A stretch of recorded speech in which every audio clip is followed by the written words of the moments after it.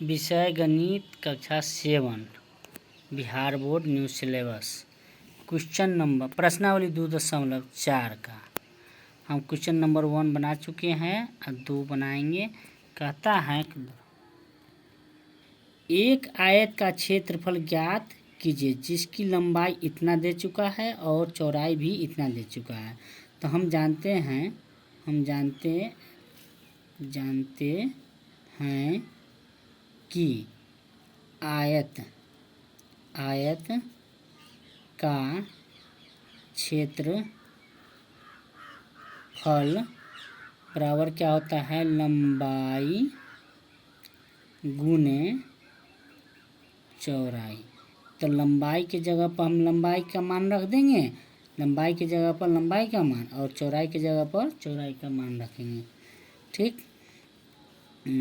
देखो लंबाई बराबर कितना दे दिया है, 5.7 सेंटीमीटर गुने कितना है, और चौड़ाई कितना दे दिया है, 3 सेंटीमीटर। तब देखो हम वैसे न गुना करके हम ऐसे आसान भाषा में करते हैं जैसे हम लोग पहले सीख चुके हैं। 3 से गुना करेंगे, 7 3 21 के 1 हासिल 2, 5 15 2 17। देखो दशमलव के कति कितना अंक है, 1 अंक है, 1 अंक। तो इसलिए हम क्या करेंगे, दशमलव 1 अंक इधर छोड़ के यहाँ पर दशमलव डाल देंगे। इसका मान कितना हो जाएगा, 17.1 सेंटीमीटर स्क्वायर हो जाएगा। आपका ये आंसर हुआ। ठीक है,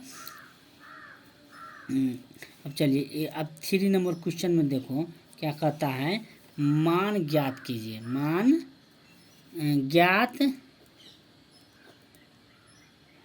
कीजिए।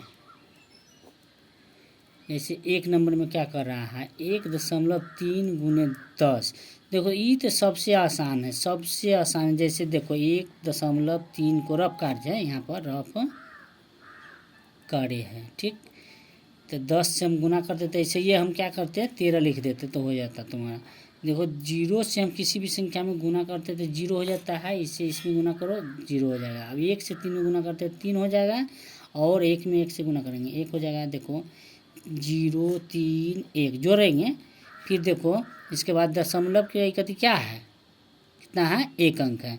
तो हम इधर से क्या करेंगे, 1 अंक छोड़ के इधर दशमलव लगा देंगे तो 13 हो गया। तो देखो सबसे आसान हुआ ना, आसान तरीका।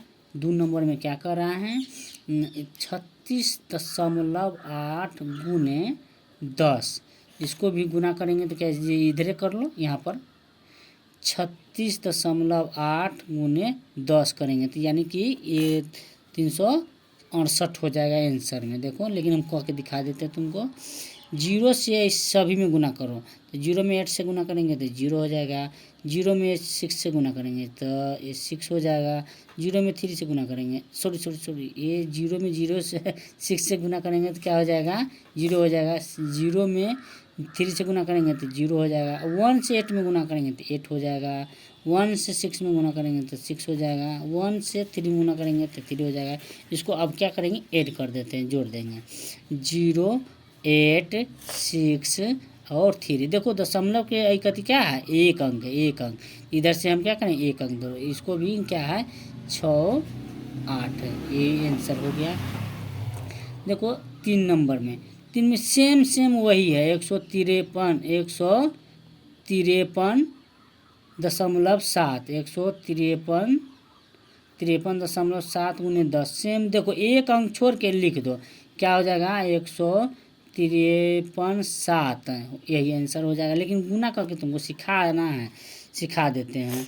153.7 गुने में क्या है 10 है, इसको गुना करो, क्या होता है 0 से हम सभी में गुना करेंगे तो 0 0 0 0 हो जाता है। 0 में किसी भी संख्या से गुना करने पर क्या होता है, 0 होता है। अब 1 से गुना करो, 1 1 7 हो जाएगा। 1 से 7 में गुना करने पर 7, 3 में गुना करने पर 3 हो जाएगा। से 5 में गुना करने पर 5 हो जाएगा। 1 से 1 में गुना करेंगे तो 1 हो जाएगा। 0 7 3 5 1। देखो दशमलव के एक अंक ना है तो 1 अंक डाल दिए, वही लिखे ना, देखो मिल गया ना। चलिए 4th नंबर में देखो, 4th नंबर में क्या कह रहा है कि 68 168 क्या है 07 गुने 10 है।